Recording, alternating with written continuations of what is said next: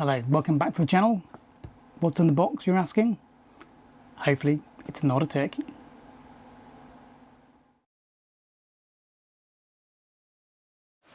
As you can see, this is a turkey box. It's not Christmas. It hasn't been Christmas for some time. So there's not a turkey in here. I do know what's in here, at least I think I know what's in here. So in here should be some Macintoshes. So let's have a look. So obviously, when I say Macintoshes, I mean portables. Shrink wrap. That's nice. So these were sold as 4 parts, not working, although the images did show the screens on in at least 2 of them. Here's the first one.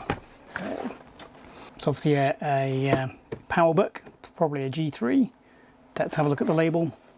So it's PowerBook 400, 1 megabyte of cache, 64 megs of RAM, 6 gig hard disk, and 8 megs of video RAM with a DVD drive.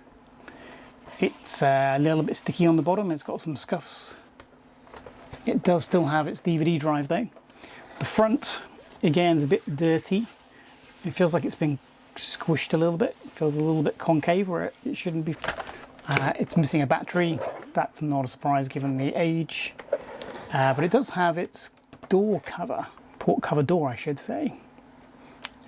These screws look a little bit proud. I wonder if someone's had this apart. But it's in fair condition on the outside. I can't see any obvious cracks, which is reassuring. So that's the first one. Look at that. So next we have a PowerBook. So this should be a G4 PowerBook, hopefully.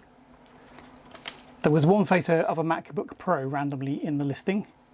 Aha, an empty envelope. So yeah, it's a PowerBook G4. Again, it's very grubby.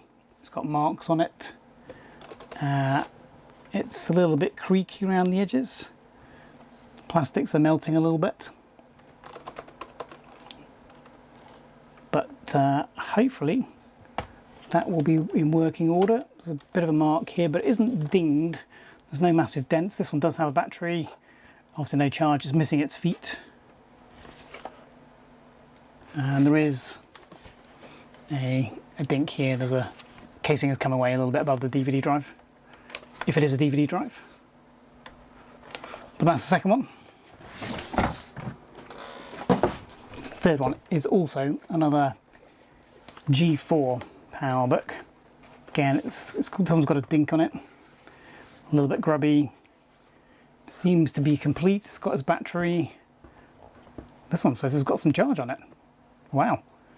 This one has still got its, well, it's got 3 of its 4 feet. So this one's probably had a slightly less traumatic life. There's no dinks. Oh yes, there is a little bit of a dink here above the optical drive again, in a very similar place. Brilliant. So, 2 12-inch G4s and a G3. Let's see if they work. So let's have a look in a bit more detail at the first G4. So there's a bit of scuff on the front here on the surface, some marks. Doesn't quite close properly. And then there's this stretch bit of metal here. Not too bad on the back, although it is missing some screws. It's missing a screw here and a screw here, so someone's been inside here. It's a little deformity of the metal here. This is the one that's missing all of its feet. Battery definitely doesn't light up. It's very scuffed here where the feet have been missing for a while. You can tell it's started to wear in the corners. That's the outside. Let's have a look at the inside.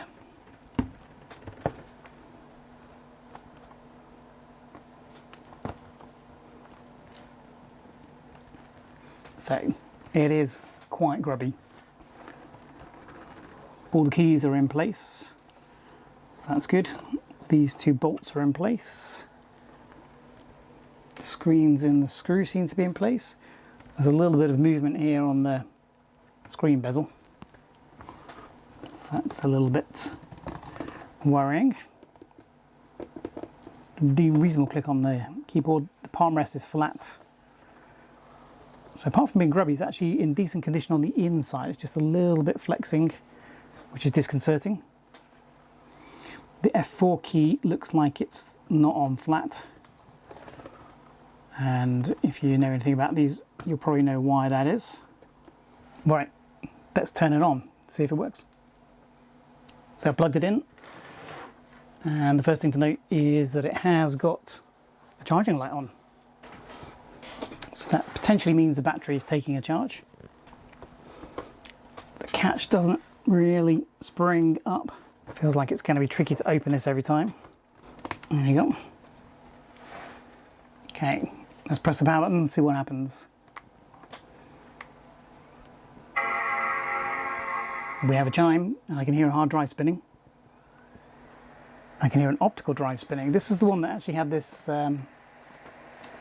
blank cover in it. And in fact, just looking at this, it says PowerBook G4 Media International. So this could be the restore disk for this particular machine. Screen's come on. It's a bit dim from this angle. It looks slightly better on the screen. Interesting. Nothing's happening at the moment though. So we had the chime. I can hear the optical drive seeking, so maybe something's about to happen. Okay, what do we ever have? Okay, we have the installer. So that's obviously booted off the optical drive. Does that mean there's nothing on the hard drive? Let's find out. So if we open up disk utility, so it says we have a 149.05 gigabyte hard drive, so 160 gig hard drive by manufacturer's measurements. It doesn't say there is any partitions. Let's have a look. So yeah, so it's completely unpartitioned, completely blank. So whoever sold this to me has obviously made an attempt to wipe the hard drive, and very sensible too. You don't want to be sending us weird personal data. I've got a video coming up about a very interesting Toshiba laptop, but we'll do that another day. So there's no point searching through the hard drive. There's not going to be anything for us to find and be nosy about. Not that we'd be voyeuristic, but it is sometimes interesting to look at old machines to see when they were last used, for example. The mouse button sticks. I don't know if you can hear it. I click it, and then about a second later it pops up. We're going to use English for the main language. So I'm going to install the operating system onto the drive. I'm not necessarily going to make you watch it, but once we've got it installed, we can at least work out what version of the OS it is. So this is the original install disk, so it should be the one that was provided by Apple, but also we can get to the specs of this particular machine. Okay, so nothing is showing as a destination. Is that because it's completely unpartitioned? Let's see if we can get disk utility to partition it for us.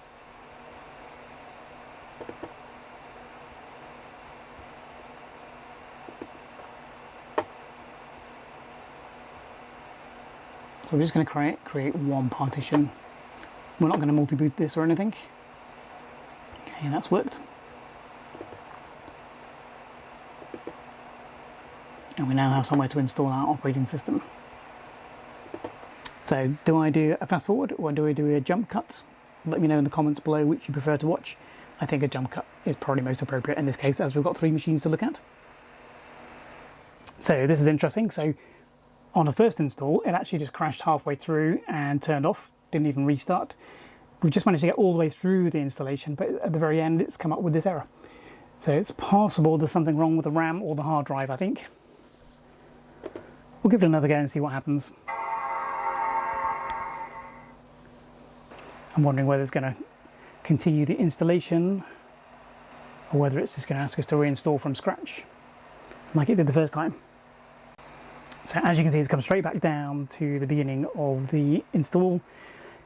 So I think the most likely problem is going to be a faulty hard disk. It's got a 160 gig hard drive in there, which is not the original spec. The original spec would have been a 40 gig hard drive.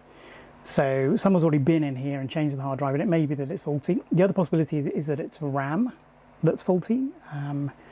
It may be getting memory corruption. The other possibility is the trying to reset the PRAM battery. I don't know if that's going to make a difference, but we can certainly give it a try before we start taking this thing apart. Shift, Control, out, and power.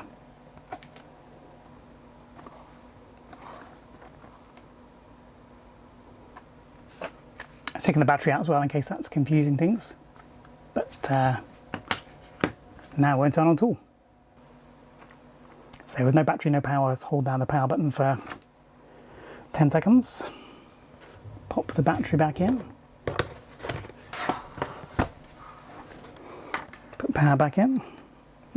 So I seem to have killed it. Or it's killed itself. Not sure which it is. It's not particularly warm or anything. The fan was going quite hard during the install. And with no feet on the bottom, the cooling is going to be less optimal. Okay, so we may actually have a dead G4. Let's look at the other one. So this is the second G4.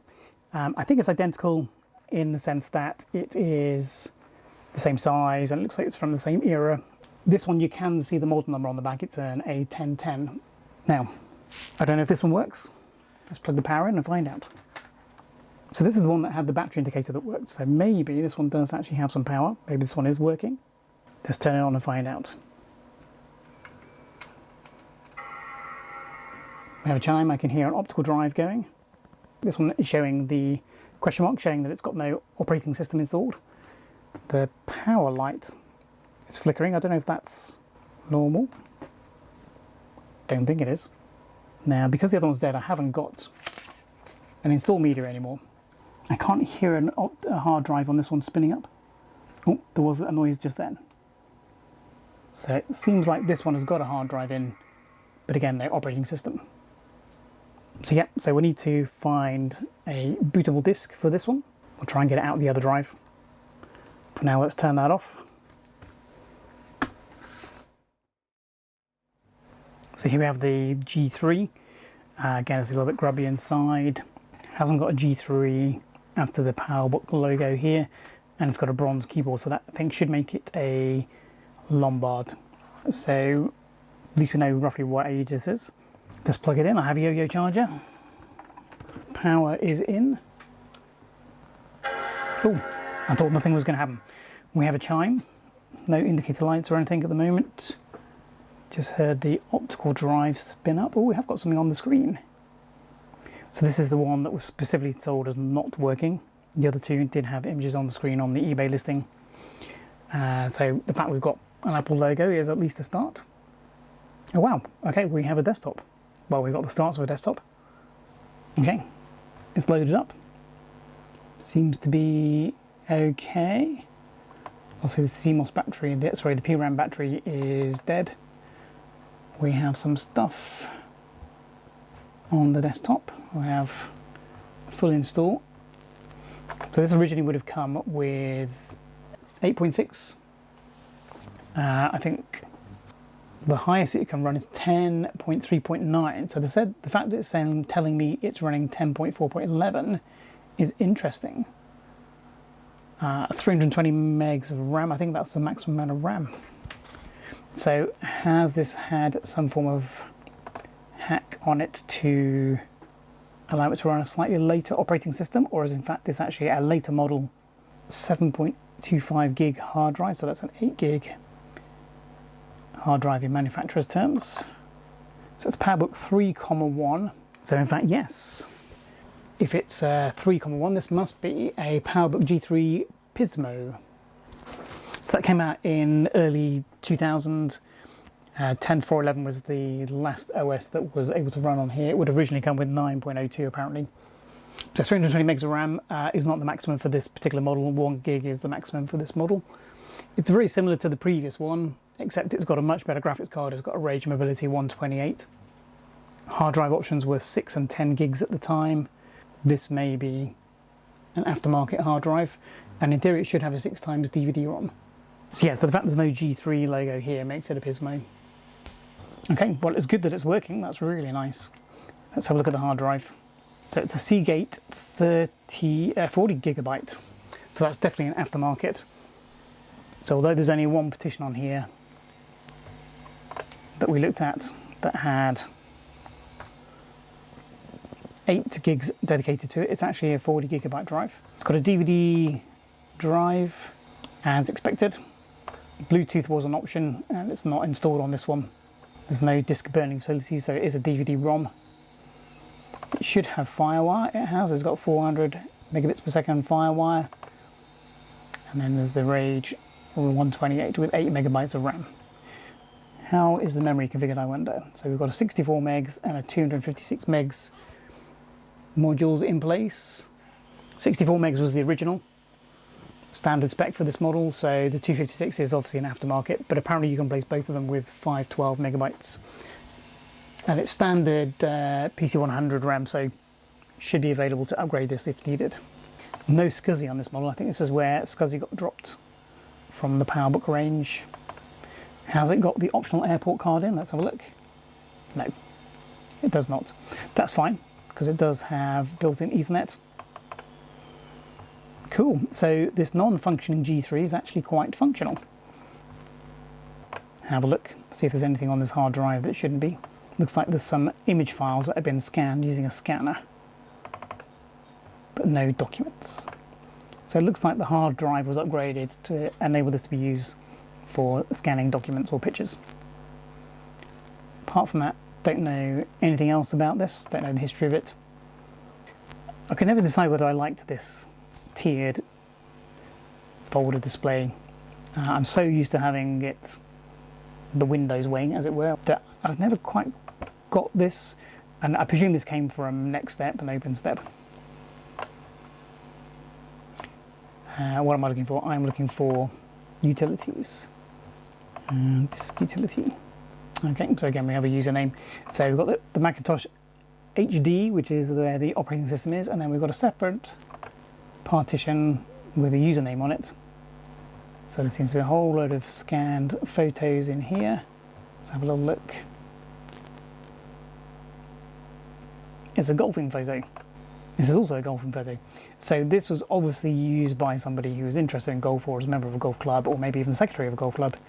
And there's a shed load of scanned photos from different dates from 1994 to 2001 of scanned photographs of people playing golf. So he's obviously trying to archive those for posterity. Hopefully he was able to do that before the computer moved on.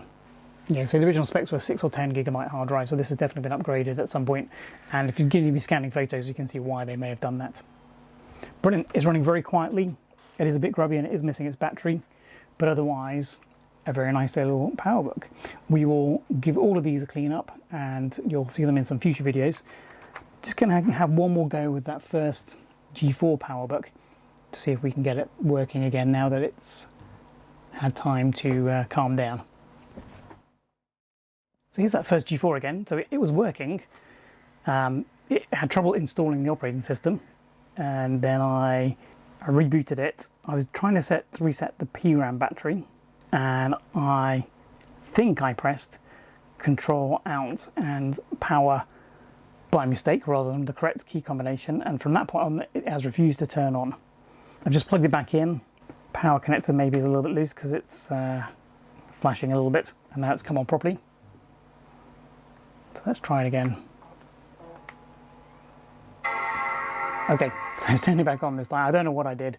Obviously upset it very significantly, but letting it discharge completely for a couple of hours has allowed it to regain some composure. So the thing we need to do first of all is eject this optical drive so we can use it in the other machine. Looks like some food on the screen here. So it's just turned itself off again.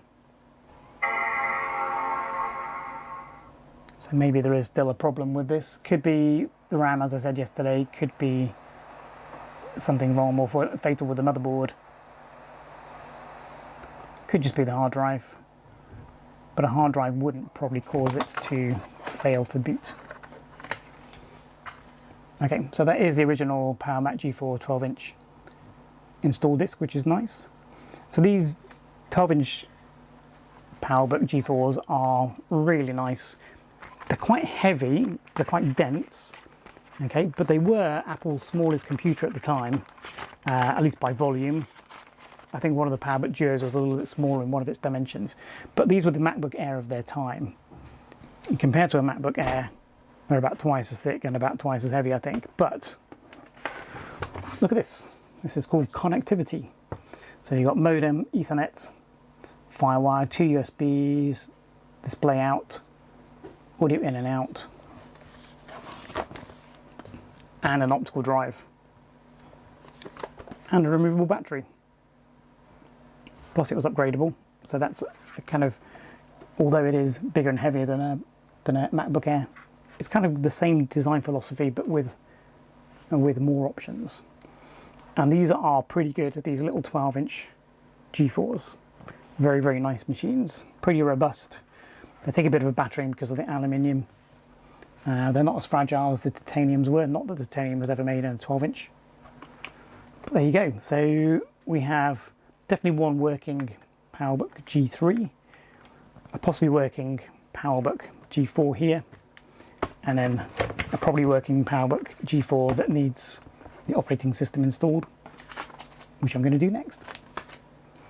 So if you remember, this is the one that boots but has no operating system. You can hear the hard drive spin up. Slight delay on the spin up, but it is there. And we get this icon indicating it's waiting for an operating system. So let's give it one. If these came out about 3 years after this PowerBook G3, you can see there's a massive change in design from these to these. This is also available in a 15-inch version, but I think the 12-inch really is the one to have. It's so cutesy. Well, it's only thinking about booting off that optical drive, which is nice, which means the optical drive probably does work.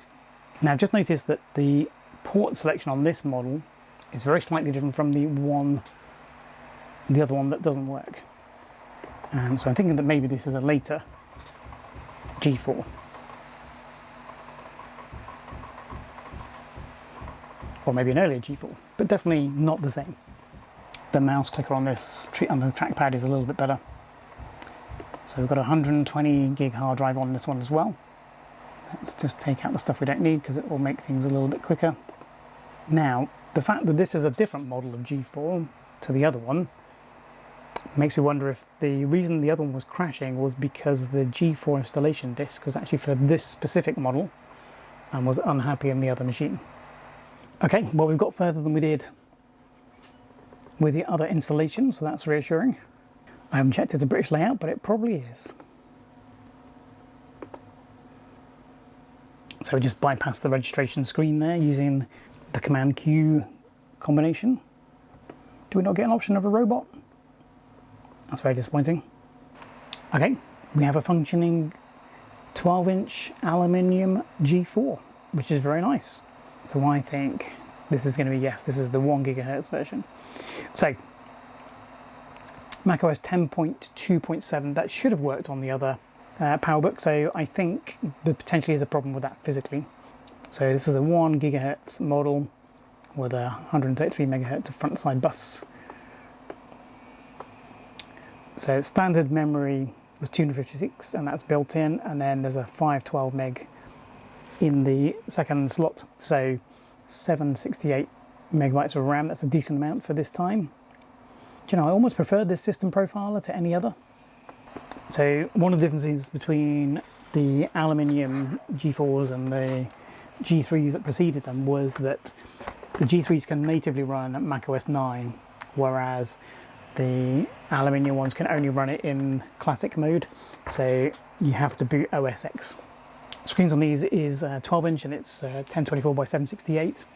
It's pretty decent, the view angle is pretty good. I can see this from the side very well. The camera's obviously straight ahead, but I can see it pretty well. Okay, we're going to call that a win. I'm just going to show you how I knew the two models were different. So we have a quick look at the two models along the side. The port selection is the same. We have modem, Ethernet, Firewire 400, two USB 2s, but then this is where it differs. This one here has got the mini VGA connector, and this one here has got the mini DVI. So this has to be the 867 megahertz version. It was the only 12-inch aluminium PowerBook that came with the mini VGA. All the others came with the mini DVI. So we knew by looking at these ports that this and this were different. As I said, maybe that's why this one wasn't happy with that install disk. I doubt it, but I'll just go and research that a little bit before I try and reinstall this again. You can just hear it, see here where this has had a bit of a knock and the aluminium is coming away from the plastic keyboard surround. There's a knock on the bottom one just by the switch. Interesting, they both have this little knock here, very similar places, very similar amount. Not sure why that is. Maybe if you squash it from this front to back, it bends there. But it seems unlikely that it's coincidence that those are there. Comparing the different generations, the Pismo actually has a VGA out. Apple often does have proprietary video out ports, particularly on their notebooks. But here we've got a standard VGA out, which is very welcome. Here we've got the mini VGA, and then here we've got the DVI. And the main difference that this was changed was because the graphics chipset was changed between these two generations. So basically this has the GeForce Go 420, which is based on the GeForce 400 series. After that, they switched to the FX 5200 based series. So this is a FX Go 5200, which despite having 4 times the memory bit width and being a newer processor, actually was only about 50% faster than the GeForce Go, which is actually pretty much what the clock difference is between these two as well. So architecturally, this wasn't better. And in fact, the whole FX 5000 range was a bit of a disaster in many ways, but it did allow at least going to DVI output from the VGA. And the advantage of the DVI is that you could connect different dongles onto this and connect either VGA, full-size DVI, or even HDMI onto your laptop. Compared to the earlier generation, we've got the same number of USB ports. Indeed, these are USB 1.1s, whereas these are USB 2s. We still have the Ethernet and a modem on both. We've got FireWire on the Pismo, and in fact we've got 2 FireWire 400s. We only have one on the G4s, and then we have a bit more optional flexibility on this G4 with display out. This is VGA only. This does have VGA and S-Video out, so you could connect this to a monitor should you needed to. So not a lot of difference in terms of the ports, in terms of numbers. Both are pretty well equipped by modern standards. Pismo also has infrared, which is lost on the later ones. Both the G3 and the G4 have modular batteries, so that's nice. You can swap those out. The G3 also has a modular optical drive.